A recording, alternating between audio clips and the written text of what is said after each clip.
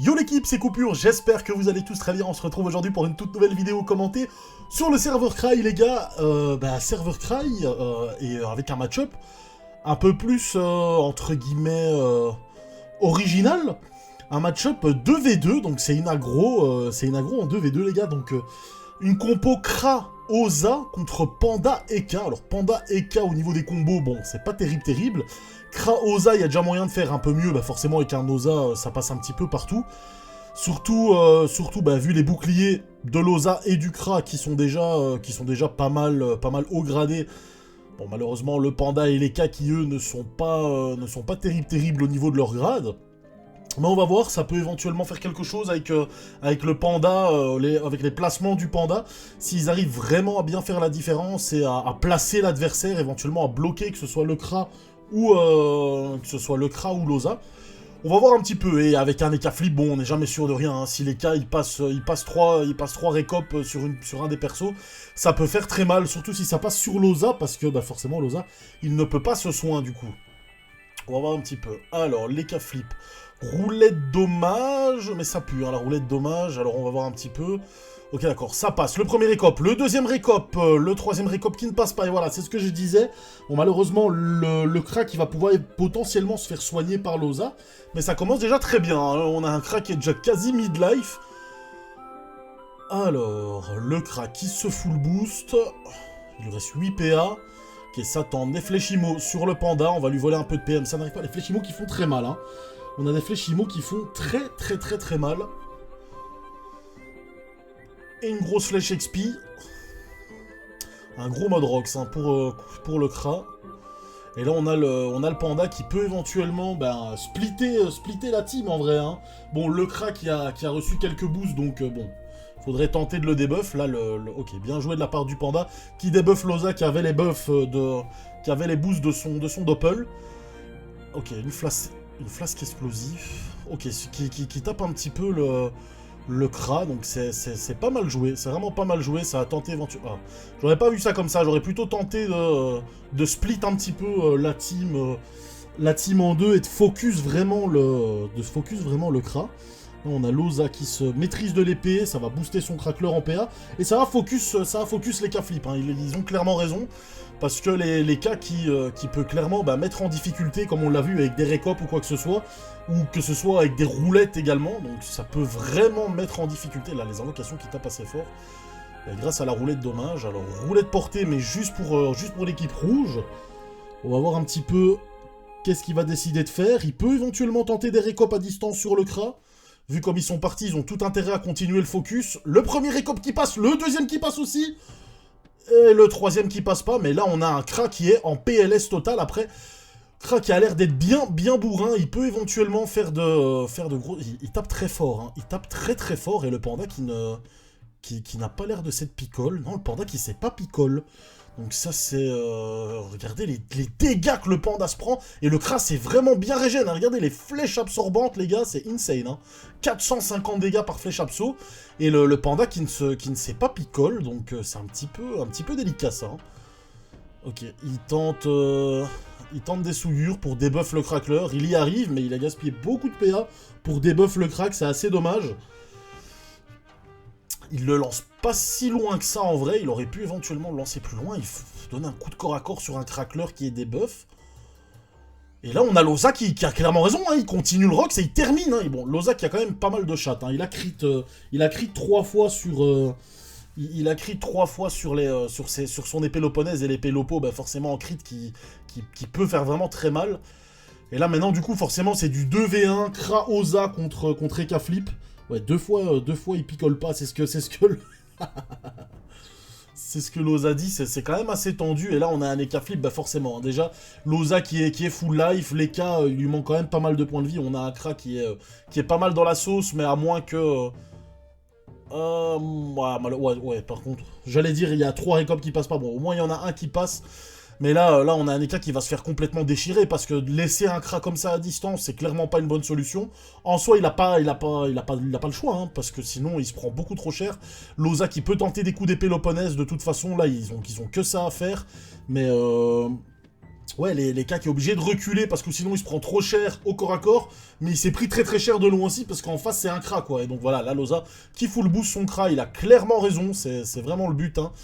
En tout cas, le full protégé comme il l'a fait avec un crapaud, une résistance naturelle, et les petites grilles spectrales à distance pour lui faire un petit peu de dégâts et assurer la victoire, hein, tout simplement. Même si, bon, Leka peut tenter une roulette, faire une roulette reconce et ensuite taper une roulette passe-tour pour tout le monde. Alors... Leka, roulette PO pour tout le monde. Et ça retente des récopes, mais ouais, des récopes sur un crapaud, c'est pas terrible. Alors, il fait quand même quelques dégâts, hein, c'est pas dégueu, hein. Mais ouais, sous un crapaud, les récopes, c'est pas terrible. Il s'échange des cas flip, on a le Kra qui va devoir jouer juste avant Loza. Du coup, Loza qui va pouvoir debuff la chance des cas avec son dragonnet. Oh, bah les couilles, pas besoin de dragonnet. Une arachne en crit, voilà. Donc là, on a Loza qui va pouvoir terminer les cas facilement avec des coups d'épée Péloponnèse ou éventuellement des invocations. S'il a des sorts de boost, mais je pense que ça va partir sur des coups de lopo, hein, très logiquement. Là, le Kra, par contre, qui a invoqué son chaffeur, qui ne passe pas en crit, malheureusement pour lui. Alors... Et là, le combat est clairement plié. L'Arachne qui débuff la chance des cas flip. Et là, les cas avec 600 points de vie. Loza qui va pouvoir le terminer assez logiquement. La frappe du crack, hein, ça ne prend pas de risque. Ça termine au sort pour être sûr et certain. Et il le termine à la libération. Bien joué de la part de l'équipe Osakra. Ils ont vraiment bien joué, malgré le split potentiel du panda ou quoi que ce soit. Ben, ils ont bien géré. Le Kra a tapé très très fort, mais le panda un petit peu troll. Hein, donne pas ce picole. Du coup, le Kra a pu se régénérer énormément de points de vie. C'est vraiment assez ouf. Donc voilà, bah écoutez, je vais essayer de voir pour peut-être un autre combat ou quoi que ce soit. Ou si vous refaire un petit 2v2, là je vais essayer de reprendre le 2v2. Je vous dis à tout de suite. On se retrouve pour le deuxième combat en 2v2, les gars. La même compo, la même première compo, Kra-Oza, contre cette fois-ci un Kra et un Eka, donc bah, c'est à peu près comme le match-up d'avant. Ça peut vraiment faire la diff avec les K flip en soi, et la team Oza-Kra, bah, ça reste très très très solide. Maintenant, on va voir, hein, le Kra Diablox qui va peut-être, à mon avis, mieux gérer que sa classe que le Panda, qui ne s'était pas picole, hein, je le rappelle, qui avait vraiment un petit peu misplay complètement, en fait, tout simplement. Là, on a Loza qui prend une magnifique zone avec son Doppel, le Crackler et le Kra. Et donc voilà, là, le Kra qui va se faire vraiment full booster, que ce soit en dommages, en dégâts, ça va vraiment... Enfin ouais, en dégâts, en PM également. On a un Crackler en 12 PM, pardon, qui n'a pas été boosté en PA, justement. Et le Doppel qui s'avance quand même pas mal, hein. Le Doppel Oza qui va à la YOLO. Ok, le Crackler qui peut directement aller poser les 5% de résistance pour toute sa team, ça fait plaisir.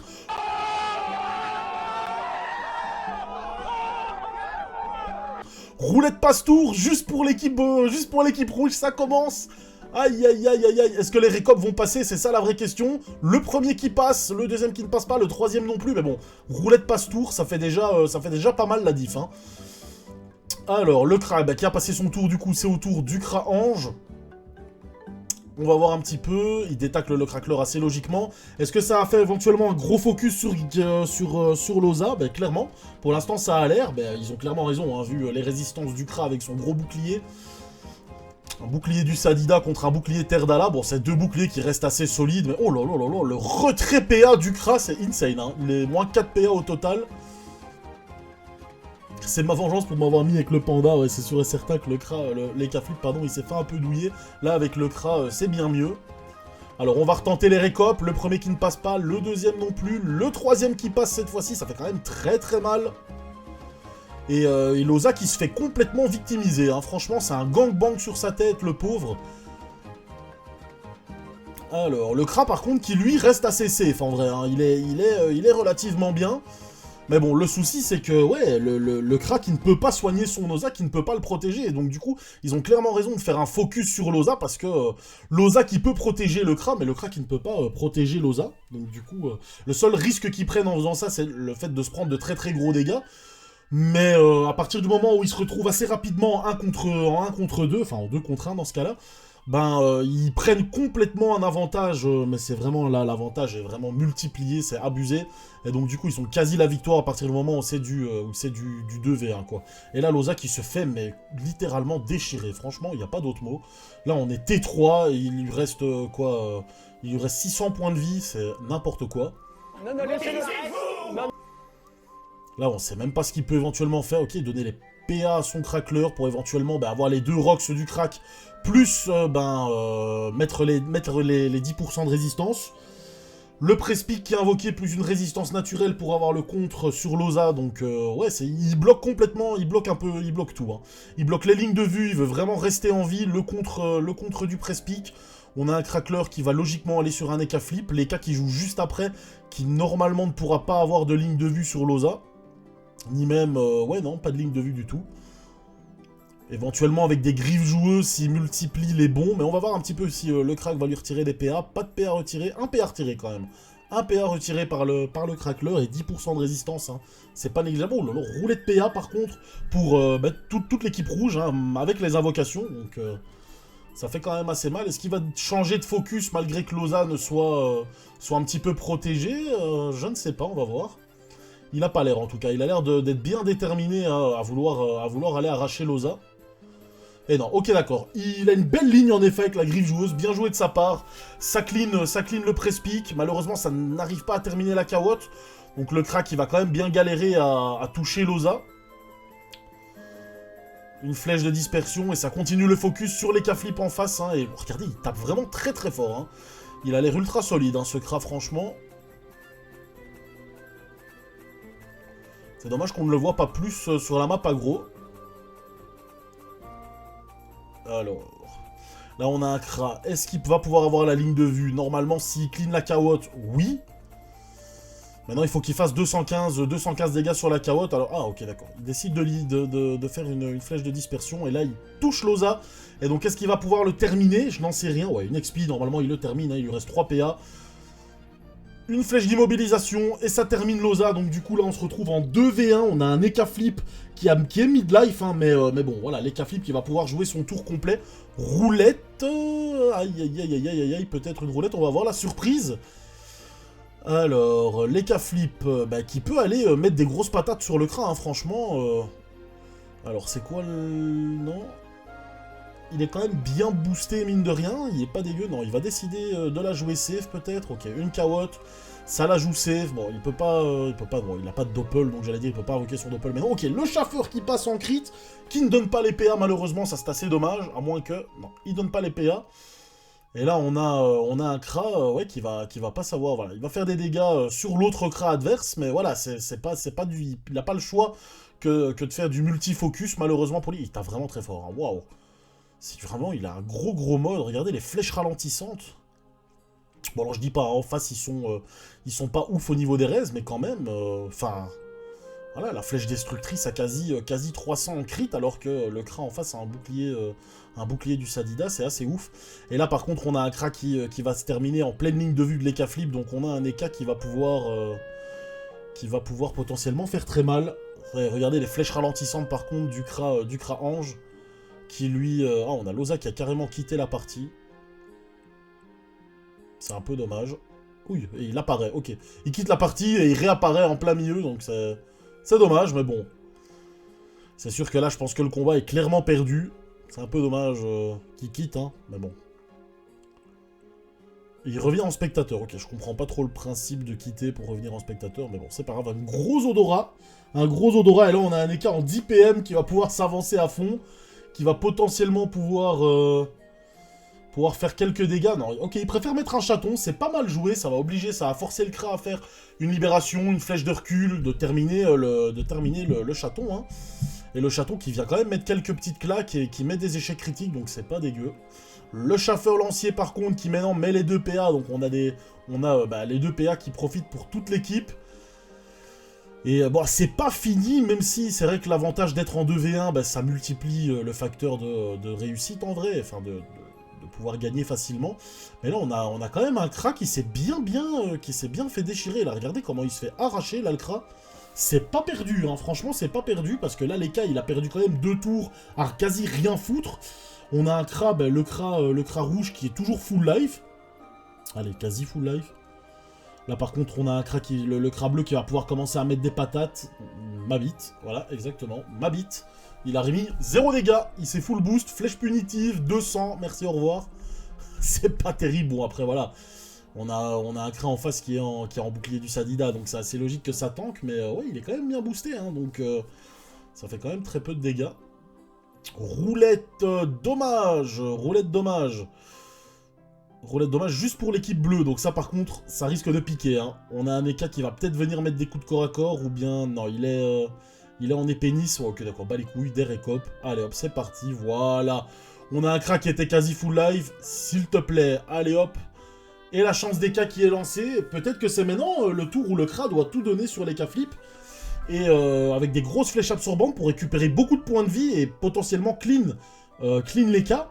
Et se retrouver en 1 contre 1, mais avec beaucoup de points de vie forcément, contre un Kra qui est passé en dessous de la barre des... Allez, il doit lui rester un tiers de ses points de vie. Et là on a un Kra maîtrise de l'épée, il va tenter le kill sur le Kra. Mais malheureusement, ça ne passe pas. Il aurait peut-être tenté sous la chance des cas des flèches absorbantes pour récupérer beaucoup de points de vie et potentiellement clean les cas flip, hein, vu foutu pour foutu, autant y aller. Tu termines les cas flip, tu récupères beaucoup de points de vie et tu te retrouves en situation de 1 contre un Kra qui est pas terrible au niveau de ses points de vie. Mais bon voilà, le combat est terminé et bah nickel, je pense pas qu'ils vont en relancer, un. Donc voilà, bah écoutez, c'est une petite vidéo sympa en 2v2. Un peu chill, ça fait vraiment plaisir, donc voilà, bah écoutez, un tout grand merci en tout cas d'avoir regardé la vidéo, et je vous dis à la prochaine les frérots, bisous.